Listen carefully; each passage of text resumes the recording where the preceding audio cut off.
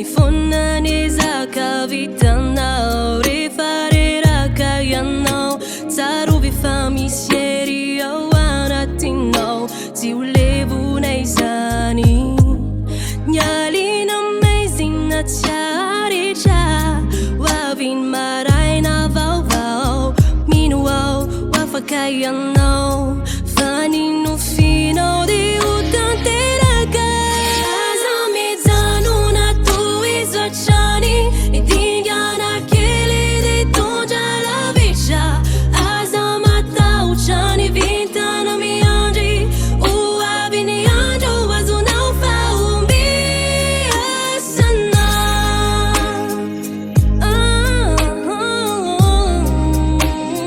biasana